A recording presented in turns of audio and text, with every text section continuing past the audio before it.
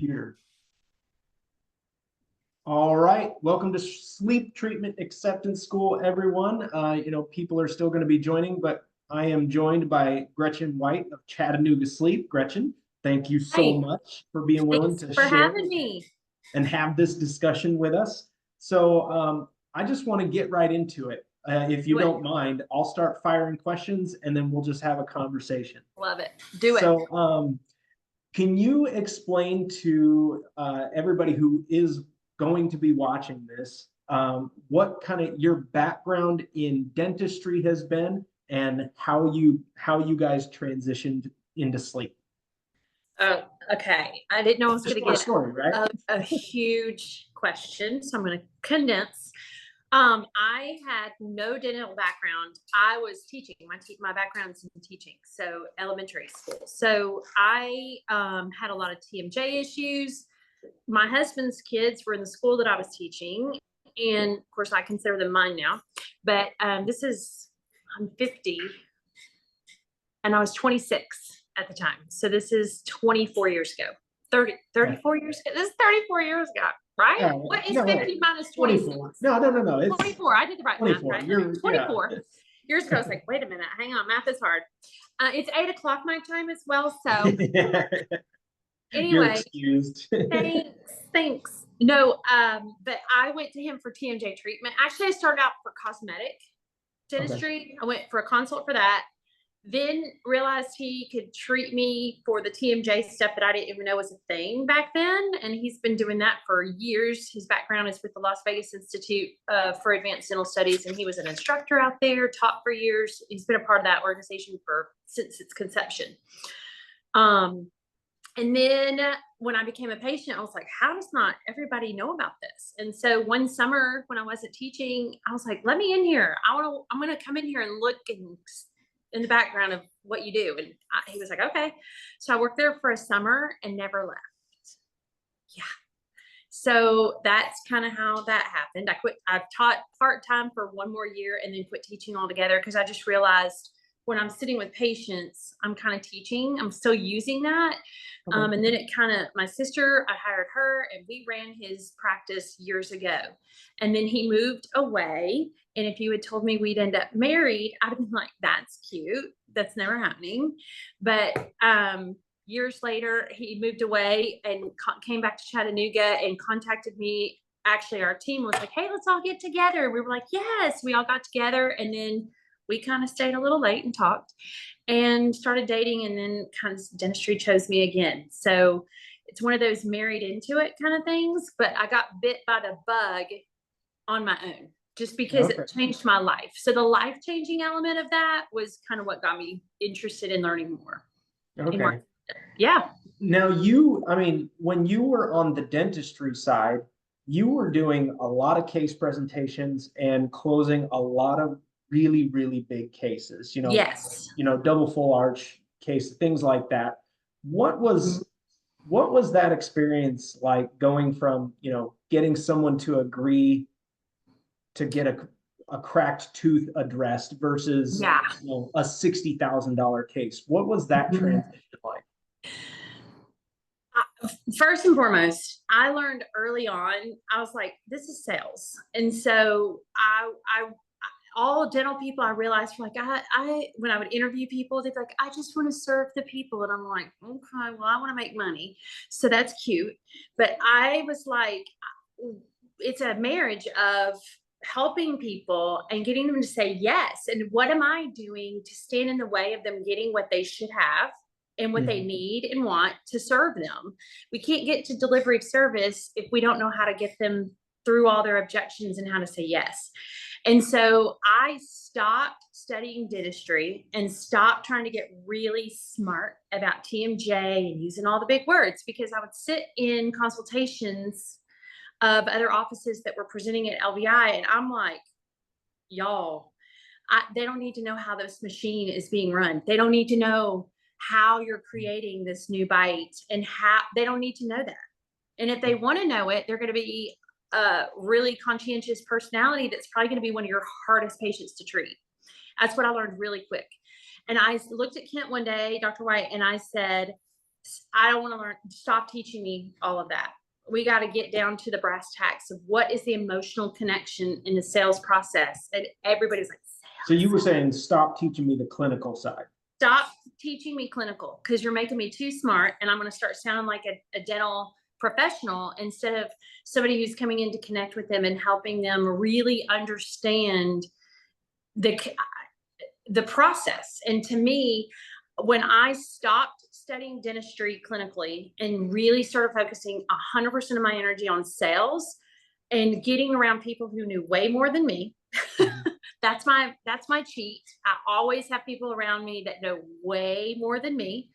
And I'm like, teach me your ways. Tell me everything that you already did wrong so that I can now do everything without having to learn all the wrong ways. I don't want to go through all the wrong if somebody else has already done it, you know?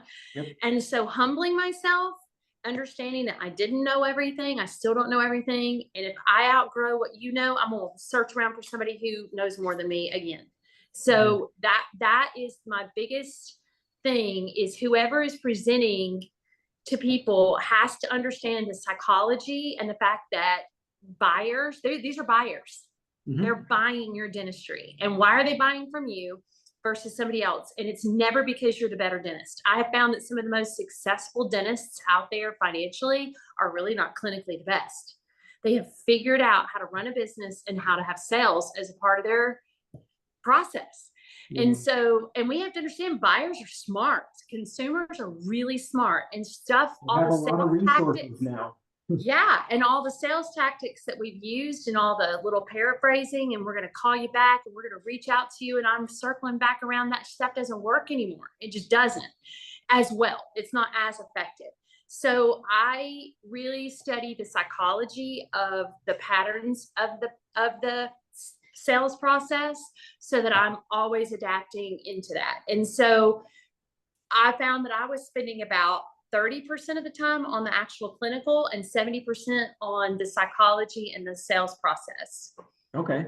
What are some of the resources that you invested in for learning the sales side of what you were doing in high ticket dentistry, which then translated into sleep? What are some resources that you used for the sales and psychology side? Great question. Two things. One, I got this, like, you know how everybody thinks, oh, I'll just go into real estate. Like, it's so easy and not time consuming. So I did that for a minute, but I worked for a guy here in Chattanooga named James Perry. He had a private firm, and he sent me to this thing called Matthew, what was his last name? It just left my brain. Sorry. Burchard? No, it's real estate. And his dad started the whole thing. Oh my gosh, I'll think of it in a minute. But I went through that. And when I tell you, everybody was freaking out that he had us go to it because there were scripts to follow. Well, I have a theater background. I'm fine arts my whole life. I've been on stage, and it made sense to me because I'm like, you know, if I have a script to follow, I just don't want to sound like I'm reading the script. That's the ticket. But you just memorized it to the point that it just kind of became part of your vernacular.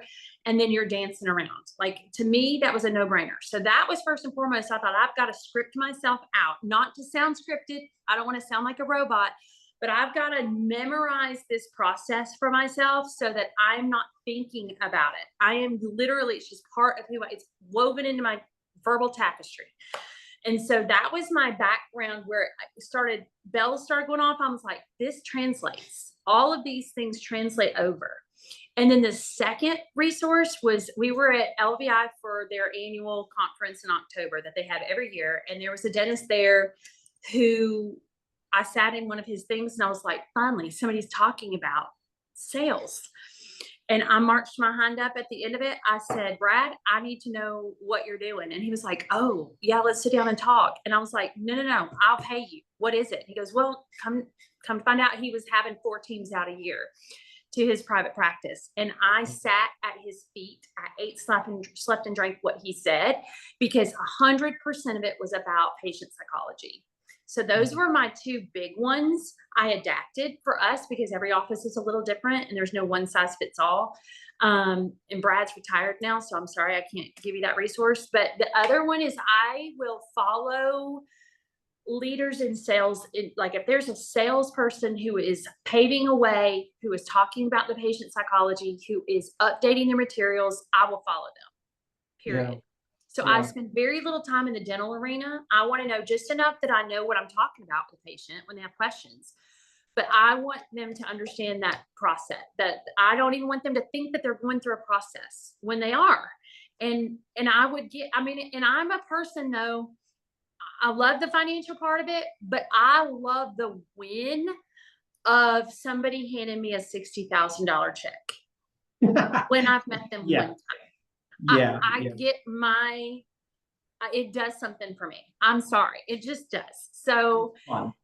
it's a big motivator. More than the amount on the check, the fact that I was able to study and understand and then take the time and not rush and not go through that process in a way that was about me, that allowed that patient to say yes, that's going to be life-changing. I knew I had the dentist to back it up, Yep. to deliver the service that we promised. And I knew that it was going to be a game changer. So it was all the good things. That's cool. Well, I'm gonna grill you on kind of how you handle objections later, but I Okay. want to start going through kind of your workflow on the sleep side of things. I know you guys are a little different, and just for everybody watching, Gretchen and Dr. White, they operate out of a sleep physician's office. So it is a unique situation. So their workflow might differ a little bit, but I think you guys have streamlined some things in a way that work for you. And I just want to go from Joe Schmo on the street or a dental sleep profit lead comes in, and how do you take them through that workflow? So I would say, let's start with dental sleep profits lead. They come in and you have nothing else to do because you're not a busy person, and you call that lead immediately, right, Gretchen? Every single time. Because every time, every day, never behind on my opportunities. Never. No, we won't talk about how many are sitting in my opportunities box right now. Okay, so let's talk about that real quick. I mean, obviously you guys are very, very busy. You're doing sleep on the dental side and on the medical side for this office. So what is your strategy to manage the inquiries that are coming in, let's say off the street and from dental sleep products? How do you juggle all of that? I'm going to say this. I do normally stay on top of my leads. I'm not one to sit on those. In fact, Jamie emailed me and was like, I'm concerned because I've never seen your inbox look like this. And I was like, our daughter got married. I'm sorry. It just got nutty. I was on wedding planning mode. So anyway, she's married now. It's been 2 weeks. And so thank God, because I can get all that time is back. So, but I normally do stay on my leads. I don't let them sit in there for weeks. I'm not this every other week I check in. That's overwhelming for me. I'd rather check in and nail 7 or 8 each day than get to the end of the week and have 40. I short circuit. So I think, and what I've learned is when you're doing cold calls or you're answering the phone and you're hitting cold calls and you get 7 to 8 new patients a day, a person, the best of us, get a little petered out after the 7th call.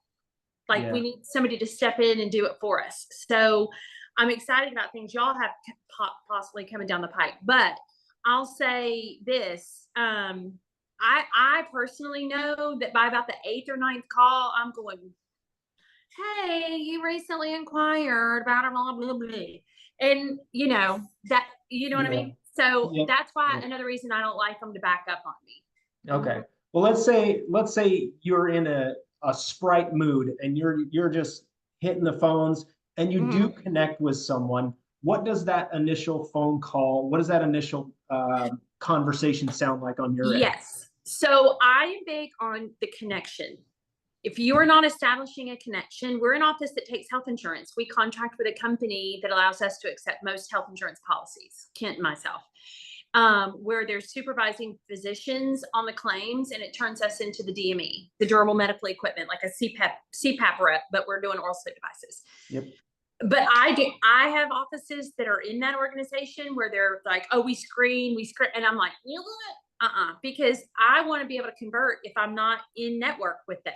Like, I still have a job to do. If we're not in network and can't take their benefits, I still have a job to do to get them to self-pay, right? Right. And so the connection phase is huge. So the first thing I'm going to do is take the focus off of us and off of Dr. White and finding out why they're there, what they're looking for, why they're frustrated.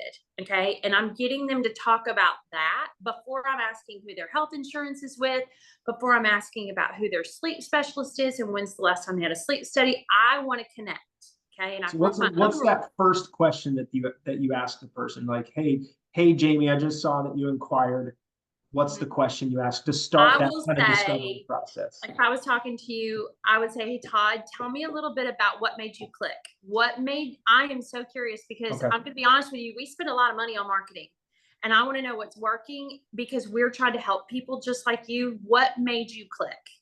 Okay. And they will tell you exactly what that is. They will, I can't wear the CPAP. You know how it is. It's the same story every time. There's no real new story out there. So you know what they're going to say. That's the other thing. I know what they're going to say. Can't wear the CPAP. Hate it. The hose, the mask. I feel like I'm suffocating. Blah, blah, blah. I've tried all these masks. Can't wear anything. I can't travel with it. Or is somebody who's just like, I won't wear it. I can't wear it at all. Or is somebody who's like, I've worn it for forever. Or you've got the ones who are like, I haven't even done anything because if that's what my only option is, that's what I thought my only option was. So I've never even gotten diagnosed. They're going to say one of those things. Yeah. So that next phase for me, after they are giving me that, I go into what is their situation currently. That's when I'm going to say, what are you currently doing about it? What are you currently doing about not being able to wear the CPAP or struggling with the CPAP? Because I want to know what they've tried. Okay. Yep. And the more information that they're giving me, because you talked about objections in a minute, I'm of the belief that the more objections I get at the end of the conversation, I did not do my job leading into that. I don't want objections at the end. I just don't. And so, so then when I'm going to go back in the situation when they're giving me their situation and what they're currently doing about it or I'm not doing anything about it. I can't. I've tried every mask. Then I'm going to go, okay, so you're not able to, I'm going to repeat back. You're not able to wear it because of the mask, or you're getting raw on your skin, whatever that is. I'm going to repeat back to them what they've said. So they know I've heard them. Not going to do it like robotically, like, so what I heard you saying is, I'm going to go, okay, so let me make sure I'm getting this all down. You're saying you've tried a bunch of different masks, the hoses, you've not really been given any solutions, and you clicked on it because you were like, oh my gosh, maybe this is an answer. And they're like, yes. So I don't want them to stay in the problem, but I'm going to guide them back through that problem. Do you see what I'm saying? Where I'm going through the connection by repeating it into like, what are they trying to do about it? And then what is the impact that this problem has on them?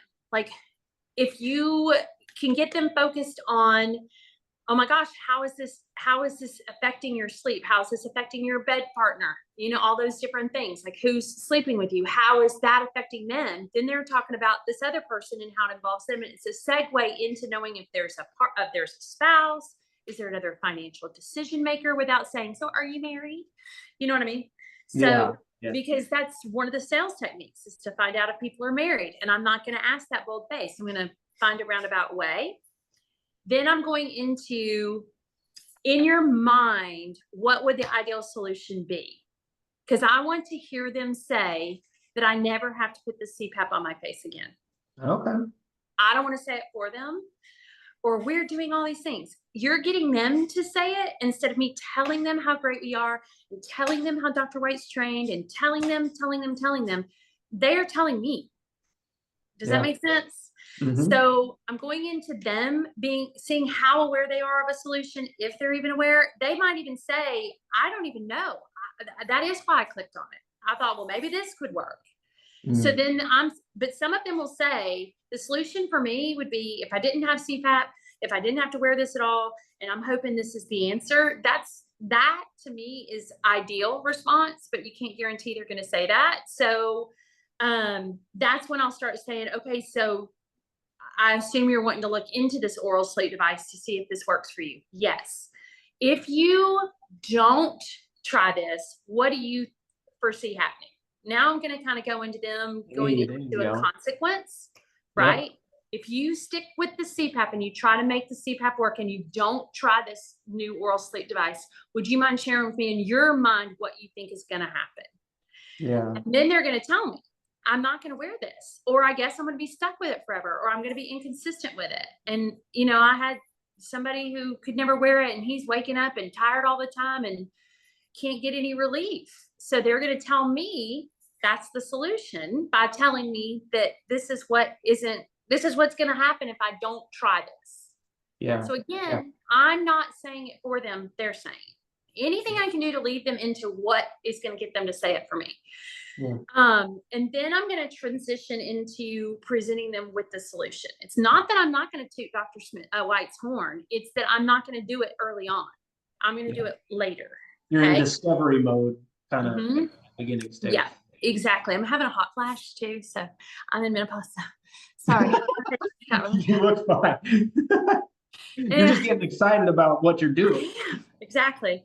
So I'm going to go a little into presentation where it's like, okay, so I don't know how you lucked out on the algorithm of Facebook putting this in your little that's a good one thing, but you lucked out and that you found ours, because there's a bunch out there.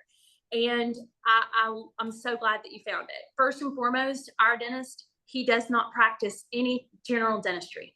His entire focus is on people just like you.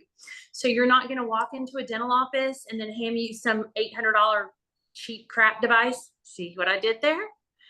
I'm telling them what to stay away from without going, run, don't go to those dentists. I'm going to say, so instead of him being like a dentist who's like doing fillings and crowns and then running into your room and seeing you and handing you some cheap $800 device and waving at you and seeing you in 6 months, we're following actual medical protocols so that we know that this is effective. And we work side by side with your sleep physician, whoever that may be, if they've told me they have one.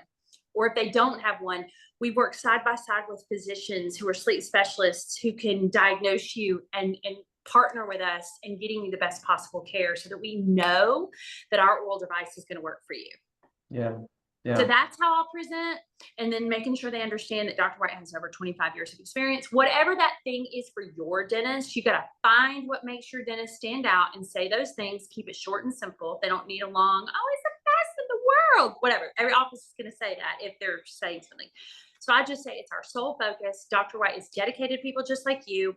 About 90% of our practice is oral sleep medicine, and the other 10% is TMJ. And honestly, that's getting smaller and smaller because so many people like you are finding us. Yeah. And then I'll kind of say, tell me what you're thinking. Would you mind sharing with me kind of where you are and where you want to explore? They're not going to say, I don't want to explore. They're going to say, do you take my health insurance? This is where they'll start going on the insurance. Now, if we were cash pay, which let me tell you, on certain days, I'm like, I just want to go back to cash, fee for service. Yeah. So for the fee for service office, if I was a fee for service office, this is where I would start saying things like, listen, we don't know that we can help you yet. This is where we want to invite you in to do an oral exam to make sure we're paying attention to what you've got going on so that Dr. White can look at your jaw, so that we can look at your sleep study if you've had one, if they haven't had one, so that we can get one scheduled and ordered, things like that. And this is where we want to make sure that we can help you. We don't want to guess. So let's find out. If I was a fee for service, I would say, I don't even know which device is going to be right for you yet. Yeah. So I'm not quoting fees. And if they say, how much are they? I'm going to say that just depends on which device Dr. White and your physician feel is best for you. Right. And then it will range. Yeah. In that transition from, discovery into them and you saying, so how do you want to, or where do you want to go from here, essentially? And they're saying, well, does my insurance cover it? You're having that conversation. We don't know if we can help you based on everything you told me. This is definitely something you're going to want to look into. I think we can help, but obviously we want to be clinically sure that we can help. Right. You. And then we can look into exactly what your insurance is going to cover.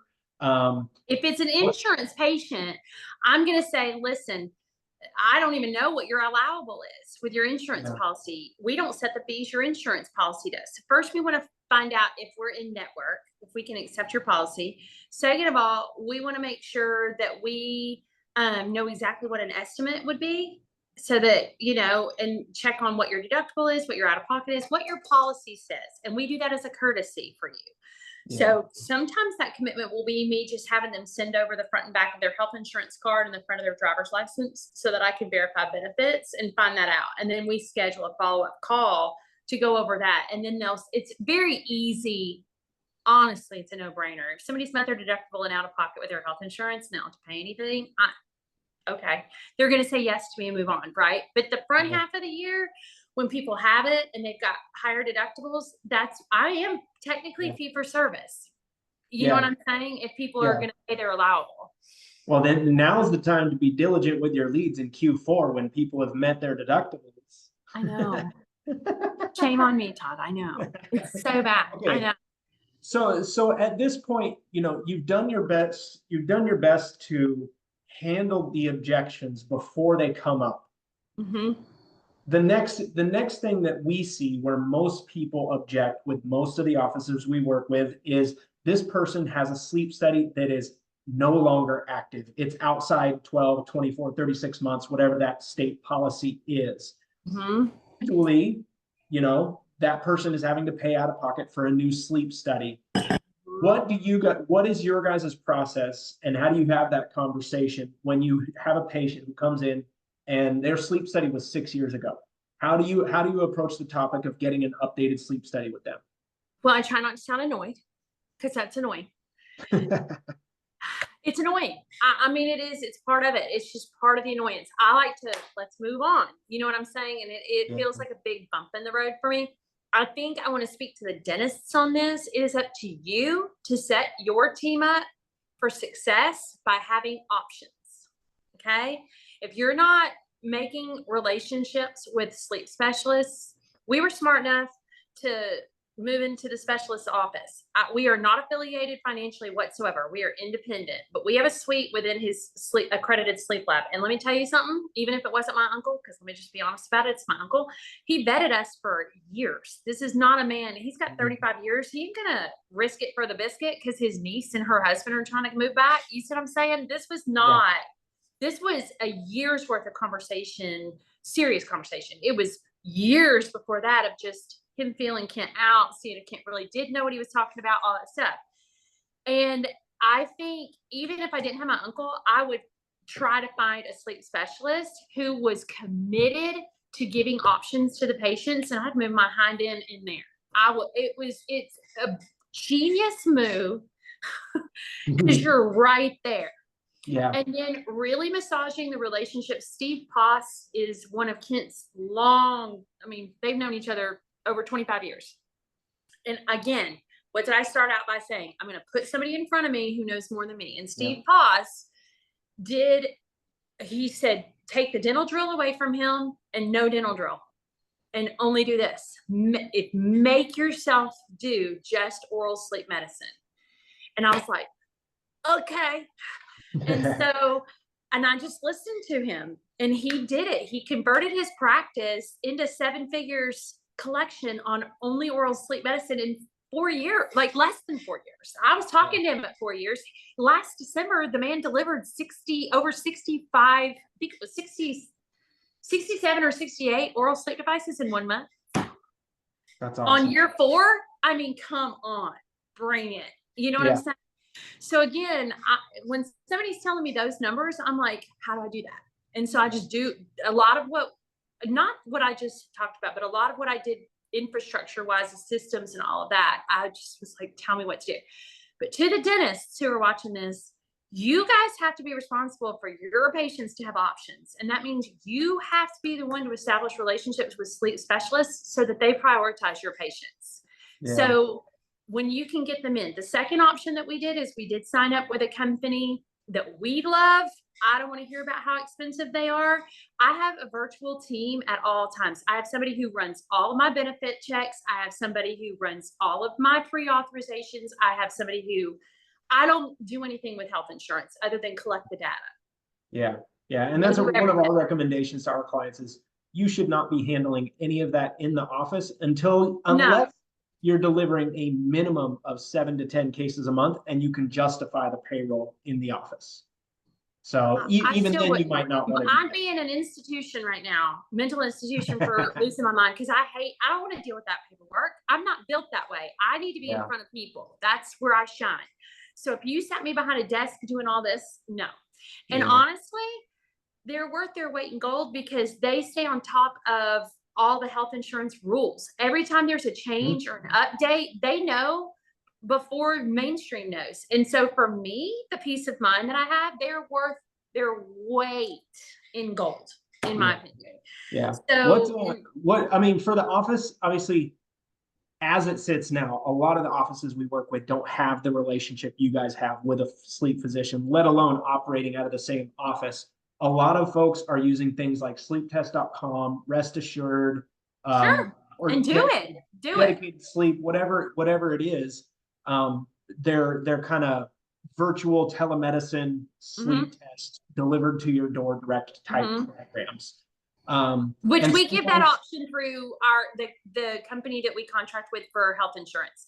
So I yeah. give the patient the option. Do you want a telehealth physician or do you want to come in and see your physician in person? So that's what you mean by options is Yes, the letting patient them gets know the choice. we could do this virtually and we can get it done in the next 12 days with a 2-night sleep study. It's delivered directly to your door, or we can send you back to your physician. That could be 4 months before you can see them. And based on, you told me X, Y, and Z about. I'm not going to lie, Todd, though, if they have a relationship with their sleep specialist that's feeding us leads, because I'm sitting in my uncle's office, Dr. Smith, but I'm getting leads from other sleep specialists. We go in, we do lunches for them. We give them referral forms. We give them business cards and little, what do you call those things? I'm not good at these like words. trifold things. No, it's one because it's real shiny and nice. Like a door, not a door hanger, but no, but it's really cool. It's like a flyer, but it's like this, and it's got a soft touch, so it's not cheap and shiny. A tabletop card, I think they're called. Well, it's not a tent, but it's just pretty, and we put them in a little thing, and we leave it there, and we're in front of them, right? And so we're getting leads from other sleep physicians. I'm not going to take their patient, okay? Because I don't want to bite the hand that's feeding me.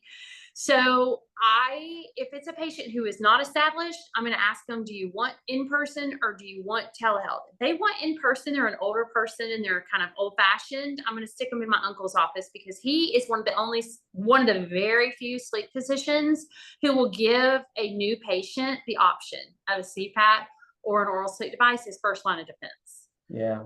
And it's hard to come by. Yeah. So, but you have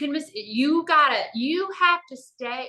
How often do you guys know how often these CPAP DMEs are in these sleep physicians' offices? Weekly. Oh, geez. They are in the door of my uncle's office every week. My husband came down the hallway the other day. He goes, who's that one woman? She comes in here with a box of donuts or a pie or something every week. I was like, oh, Diane. Yeah, she's with Beyond whatever. Who's the lady trying to give us diabetes? Right? Yeah. When healthy weight loss is one of the yeah. It's one of the things for sleep apnea. So with sleep testing, usually that's one of the areas where you get your first financial objection. If you come across a patient who financially objects to the sleep test, how do you respond to that? I am concerned if the sleep test price is going to kind of stump you. The price of the oral sleep device might stump you. Can we take a step back a minute? And I know we haven't met. I know we don't know one another, but I'm just asking if you're willing to share with me a little bit about financially in your mind, what you thought this was going to look like. Okay. Would you mind sharing with me a little bit about when you clicked on that, when you answered my call, when we've been talking, what in your mind was kind of the financial piece? What did that look like to you? Okay. And then how do you bridge the gap from what they thought to what reality is? So sometimes they'll say, well, I saw something online that was $150. Amazon. And I'll say, oh God, the boil and bite. Yeah, that's it'd be kind of like me going online and thinking about, WebMD and trying to diagnose myself versus going in and seeing an actual physician for a diagnosis. That's the comparison. And I will make those sounds and those faces, even though they can't see me. Yeah. I make those sounds. I'm like, you know what I'm saying? Like, I would never diagnose myself. So, we go on WebMD and we're going to die in 5 minutes of all these things. And on the internet, that's the version of the little boiling bites that you just stick in your mouth. Now, if y'all want to try that and you really want to see if that helps you, that's fine. But just understand you're not diagnosed. You can give yourself all kinds of symptoms and side effects from it. And it really can be a problem if it's not tracked properly. Yeah. But I get it. I hear you. Did you have a budget in mind for like an actual medical grade, like FDA approved oral sleep device that's done? Did you have a budget in mind that maybe is a little more realistic? And if they say $200 or $300, then I'll say, now I can get you in that monthly for that. Okay. We can talk about monthly. If that's your monthly budget for 6 to 12 months, then that's a serious, like that, then we can talk about what's doable. Okay. No, that's really great advice. Hey, I could do that monthly if this is a solution that could work for you. Would you want to explore, looking at that monthly for the next 6 to 12 months, and we can address this medically, instead of, Amazon Prime. I mean, come on. Yeah. And sometimes I just speak to the obvious. I don't try to sound rehearsed on this part. If I stammer or stutter, that's okay with me, because I'm like, they're going to hear my authenticity in this, that I'm like, oh, really? Yeah. $300? You know what I mean? Like, I just, you know what I mean? You sound like a real person having a real conversation. Mm-hmm. Yeah. Mm-hmm. So what about, in your estimate or estimation, how long does that initial phone call or initial phone consultation last for you? 10 to 15 minutes? Yeah, sometimes it's 7 or 8 minutes. Okay. Sometimes it depends on how eager the person is, how educated they are about it, how the less educated and the more they don't understand their health insurance, because that's always a shocker to me, how people don't understand their health insurance policy. That's interesting to me. That's been a new fascinating thing for me to learn this past year. I'm like, health insurance has not made things simple. No, but I understand what a deductible and out of pocket is. Yes. You know what I mean? I know the basics. Nobody had to teach me that. And so over the phone at a facility, in a medical facility. So I don't know. I just kind of know what I have. That's important to me.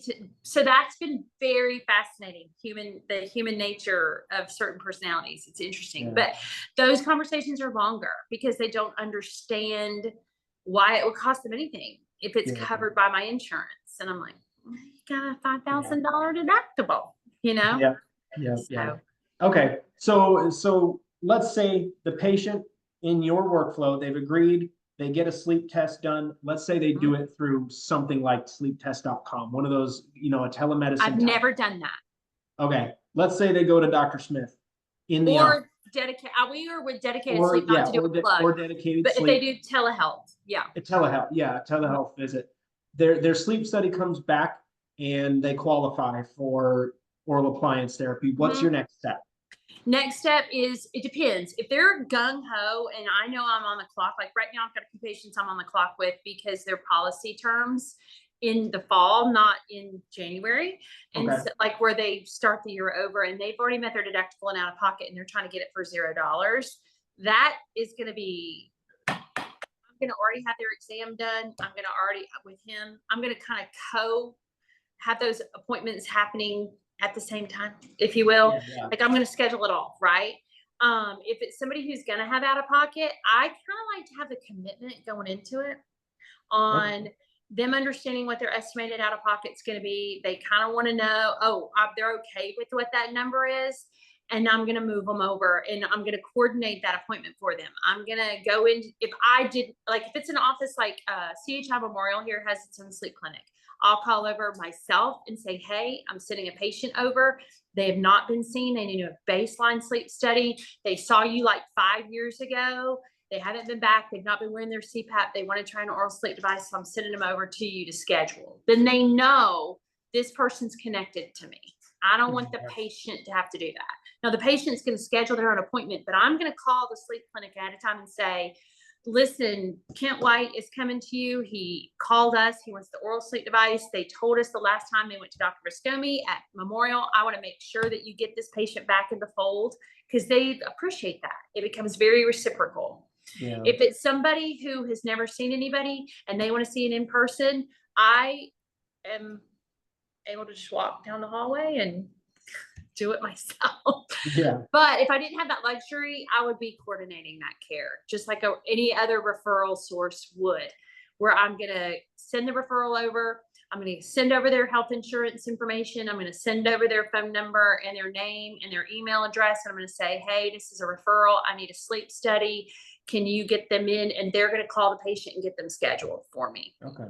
Okay. And then I have a follow-up system where after I'm going to ask them on that referral form to please let me know the date that they're scheduled for the sleep study and when it's completed. And if I don't hear back from them, I'm going to send a follow-up email that's going to say, hey, have you seen Kent White? Okay. I had on my books that he was scheduled for his sleep study. Did he have his follow-up appointment with you? Okay, what was the result of that? But most of the time, if I'm being honest, the patient contacts me because I've already had him in my office, sitting in front of me. Yeah. And they've shared their life story with you. So there's that connection. Sorry, Exactly. I got the sun setting right in that house. But I'm on Eastern time. So there is we're just at the end of our day. But okay. So your patient's been tested and they qualify for oral appliance therapy. You have prescription in hand. What is your office's delivery process? Do you do anything unique to help that patient recognize the value, or do you kind of prep them on what to look for once they start wearing their appliance? What's your delivery process look like? No, financially or? I mean, you could go into the finances, but okay, I want to make sure I understood the question. I think on the financial side, that would be great to understand what your delivery process is like. You're not getting a device from me if you're self-pay unless you've already paid for it. Okay, so and are you guys working with any specific third party Care Credit is great. Lending Club is great. I know Dedicated Sleep has iCredit that they can apply for too. So through them, it just depends. But we only do the 6 months interest free on $2,000 to $3,000. I'm not gonna give you 10% of that to finance for 12 months. Yeah, you know what I mean. Yeah. So yeah. Okay. And then we used one out in California. I just wasn't a fan because the interest rates were really high for the patients. What was that called that we used in California? I forget all of a sudden. I can't remember. So that's a moot point. But yeah, give it the financials. Some people want their points or they want their miles on their credit cards. I don't care how you pay me. Just pay me. And you're not getting it. I'm not sending out an order unless I have a pre-authorization from insurance or you've paid me. Yeah. Okay. Well, we got 15 minutes left. I want to go through some more objections. Oh, the delivery on the non-financial side of that. Yeah. So they're gonna in the exam process when he's taking we go ahead and take the digital impression as well. Okay. So we during that initial exam. Yes, because now they're kind of committed to you. They're even if they've not had a sleep test, I'm gonna have them into the office. We're gonna do an oral exam. We're gonna take a look at them. And we're going to take their digital impression because now they are connected to you. There's not this gap of like, I'm just sending them out into the no man's land of a sleep study. Do you know what I'm saying? They know they have to have it, but I'm going to have them in our office because I want them connected. And now they feel like they're already moving forward with treatment. Yes. And they feel like they belong to us. Right. Yeah. And so let me tell you how married they are to me. They will call me when they're trying to get in touch with Dr. Smith's office. Because they forget that there's the relationship that we're separated, that we're not together. They think because I'm handling it all, right? So that's the other piece of that. But so the delivery of that, it's an easy process for us because we've kind of educated them on the front end clinically in that initial appointment. They know what to expect, but then everything is in writing on delivery. When they get that device, they try it in. We are checking. I make them wear it through the entire appointment, because if something's rough or something's pokey or something's a lump, I don't want to call 3 days from now. Okay. I'm trying to get back in for an appointment. So I make them sit there and wear it during the entire appointment. I'm like, we're going to iron it all out while you're here. You see what I'm saying? And while they're wearing it, I give them their use and care instruction sheet. It is a full page. It is outlined on how to wear it, how to get it in, how to get it out, how to clean it, what to do if it stains, all of it. Okay. They have it in writing, they sign and date it, and they get a copy of it to go home with. And then we have to do things for insurance, like take a photo of them with it in, taking a pre-treatment photos of their upper and lower occlusion and their bite, so that we have record of where they were. Because, and we talk about side effects. Side effects are on that use and care instruction sheet. And then we also have a delivery form that you have to have for insurance as well, that Dedicated Sleep does provide for us. So all that's kind of done in that appointment while they're wearing it. And then Dr. White comes in and lays his golden gloves on them. This is amazing. And show me how you're going to get it I'm out. doing all the work. Yeah. And they take it out for Dr. White to show they can take it out. And he'll go, well, put it back in one more time. So they can prove that they can put it in and then take it out. And then he'll go, let me measure. And he measures to make sure that the bite matches what he wanted for the bite, for the initial therapeutic opening. And then we schedule them again. I mean, literally he's in there maybe 15 minutes. That's great. Maybe 15 minutes. I don't want a lot of the doctor's time. Okay. All right. So with the time we have left, I want to get your advice for sleep coordinators. So a lot of the offices that work with dental sleep profits, they have sleep coordinators that are pulled heavy into dental, and sleep is kind of an adjunct, and it's a secondary priority, but they really want it to become a first priority. How would you recommend someone who's pulled into dental frequently, but is managing the sleep side as a sleep coordinator, following up with dental sleep profits leads, coordinating with physicians, all this stuff? What tips would you have for them to manage their time well? I'm going to speak to leadership, because I think everything rises and falls on leadership. Leadership, stop pulling your sleep coordinator into dentistry. Just don't. Ask them to do both. It is two different frames of thought. It is two different psychological processes with your patient.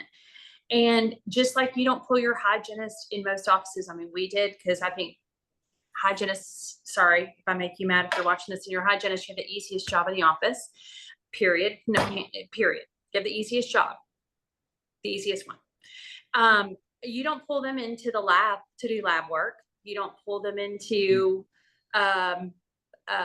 your clinical and have them chair siding, unless you're smart like us and you cross train your hygienist to know how to chair side assist. When we had that going on, you're not asking your front office receptionist to come back there and suck spit. Yeah. So don't ask your sleep coordinator to do that. Let them be part of that sleep thing. And if they're part of the growth of that, and they're a good communicator and they know how to connect, they're who you send out after you, as the dentist, have made your initial contact with these sleep specialists to get referrals from them. That's also who you want to go and do follow-up for you with those sleep clinics. Okay. Those receptionists, if they're like, hey, I'm going to go to Starbucks and I want to bring y'all a bunch of Starbucks this morning, get your order together, give them a budget monthly to spend on those referring offices, and let them go call on those offices. You see what I'm saying? And then that same person needs to have dedicated time to actually work the leads with y'all. Yeah. Sleep profits has to be worked. And if they're getting pulled here and there and everywhere, they're going to burn out. You're going to get them really great and trained. And then they're going to be like, I can't do all this. I can't do all this. And then you're going to lose them, and you're going to have to rehire somebody and start the process over. So take care of them and let them be designated as that, and don't pull them back over. Now, I know in the beginning when you're growing, that feels like counterintuitive and like, wait a minute, we don't have enough for them to do, but they will have enough to do if you have a big enough budget for your marketing and I'm not saying this because I'm on here with you. If your sleep profits budget is right, and you've got them working specialists in your area, and you've got them working the leads coming in, trust me, we've been We launched in January. Mhm. I have 103 leads in the opportunities folder. Who've yet to be contacted? I mean, they've all been contacted, Okay, okay. but I mean, I was behind as well. But I'm just saying, if you're getting 40 or 50 a week, Yeah, that is a job in of itself. yeah. And so if Yeah, that love it. same person knows how to connect on the phone with these people, and then they know this is who they're going to see when they walk through the door, they shouldn't be doing anything else. Yeah, I think, and maybe you'll agree, it is scary as a business owner because it kind of feels like you're putting the parachute on after you've already jumped out of the plane, or you're building, 100%. yeah, or you're building the We've just ship done on the it. water. Yeah. And So listen, I don't want to hear a lot of whining. We're the business. I am the business yeah, owner with my husband, first of all. And second of all, we don't have dentistry to back up on. yeah, We're only you doing burn the this. ships. We burned them. I love it. I love it. SOS. I mean, No, seriously, I don't have dental income to back up on. This is yeah, it. and I think, and I think you're right when it going back to the leadership side, dentists have to make a decision. Either either sleep is just going to be an adjunct and you're screening for it, and if people decide to move forward, they do it, and you kind of have a protocol for that. If you want to grow and you want to scale sleep, you you have to make the decision You to do do. the things that are necessary to do that. So for instance, right now I told you, we have this sleep coordinator program we're beta testing, where we have trained the When you sleep told me this coordinator. today, all of my little bells and whistles went off. I was so excited. Yeah. So, but this is dental sleep profits building the ship on the water, jumping out of the plane before we have our parachute on. We know this is going to work. We know that there's a need for it, but we're building the ship on the water. That's why we're beta testing it. But it's the Mm-hmm. same thing. We're making the investment. Dentists, like you said, they need to make the investment in a sleep coordinator. Let that be the only thing that person does. Listen, it always comes down to the money, right? Right. That's what the biggest thing is. Nobody understands how many bills we have to pay. Yeah, we do. Dentistry is expensive to operate, especially if you're not running lean and mean systems and you don't know where your money's coming in, right? Yeah. So, and let me tell you, I'm still ironing it out for this. This is a totally different business model. And there's times where Kent White will go, how many leads do we have this month? I'm like, I don't know. Because he's used to me having a spreadsheet that tells me exactly how many, where they came from, what they were for, and how many went to profit. And what was that profit? And what have we collected months today? Like I could rattle that off at all times. Right now, I'm just like, okay, hang on. I've got how many leads in the thing? And wait a minute, this spreadsheet that I used to use doesn't work for this. So I've got to read it. That's where I am. I'm just being real. Yeah. I am ironing some stuff out, right? And I have to kind of see flushing Yeah. things out, what's not Well, and working, it's, what is I working. mean, being real, it's taken you guys 6 months to get to a point where you're comfortable with the systems from dental sleep profit, Yes. and understanding what's necessary to get those people to move forward. Yes. It wasn't overnight for you guys, but I think No. when you're able to have the time to apply yourself to that system, you guys do really well. We do. And let me tell you, I get really mad at myself when I don't do everything within the dashboard. Like, I'm like, oh, I ignored this. I didn't move them over to this column. Oh my God, they got 17 freaking texts because I forgot to move them over. Like, if I'm not working the dashboard, I get really mad at myself because it turns messy really fast. So just use your dashboard. Yeah. And then it But gets again, discouraging because you got, like you said, 40 people who you haven't reached out to. yeah. So making Yeah. sure your sleep coordinator has the bandwidth to be able to do that on a daily basis, it's Yes. it's And gonna if allow they're you to having to scale quick. run from room to room to room to room, and now I'm going to share side on a filling, and then, I've got to get this lab box out for, a quadrant. I don't know. Or they're back there milling on your 3D milling machine, whatever that is. They can't. I'm Yeah. just telling you. Now, if you've got a hygienist, no offense, hygienists, who, scrape teeth all day, and have maybe 6 different things that they have to do versus an assistant who's got about 90. And I've done both. So let me just tell you right now. Okay. Your hygienists, to me, are going to have the easiest time because they spend the majority of the time with patients, they're going to have the easiest time converting if you're going to try to do both. If you're going to try to just let this be an adjunct, it really should be your hygienist who's talking about it and doing it, because they've got the most time. And then on top of that, especially if they're working on hour blocks, but on top of that, to me, it's like if you're really trying to grow a sleep department, like this is going to be an actual department, and it's going to be a percentage of our practice.